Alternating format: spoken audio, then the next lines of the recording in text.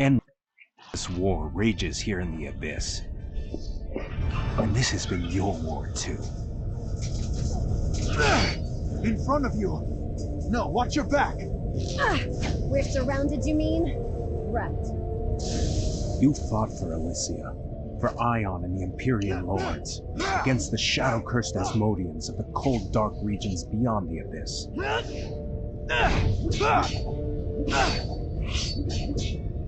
And always, you knew the menace of a more dangerous threat. The cold-blooded Balar and their pitiless servants, the Drakan. Dredge is coming.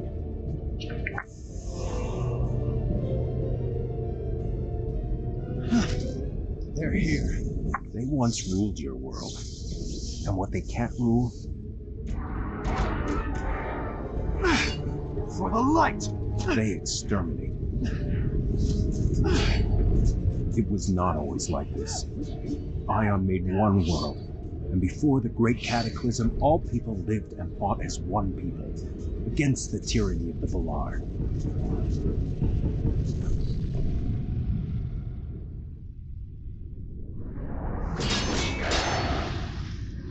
Devas, to me! For Elysia! But since the day the despised Asmodeans ambushed and slaughtered the Elyos Legion who stumbled into their half-lit world, the Abyss has been home to constant battle between the forces of light and those of darkness. This was your battle to fight while you still knew your past and your destiny. Wake up. Wake up. You have to wake up now. Wake up.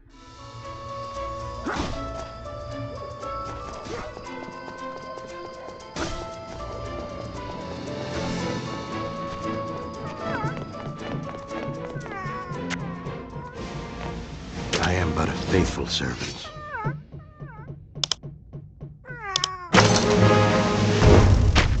I am but a faithful servant.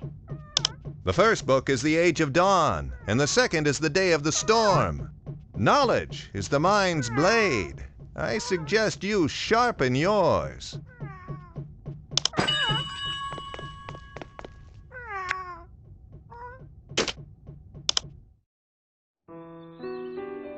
The world of Atreia was created by the god Aion as a paradise where all could live in his abundance. And at the center of the world, he created a tower to house his essence, the magical substance we call ether. The first of Aion's creatures were the Drakan, whom he created to rule the others. But where once they had governed, they now chose to enslave, taking on new powers and a new name, Balar. Their lords rose in rebellion against Aion. The human race opposed the Balar, but human strength and numbers were not enough to overcome them.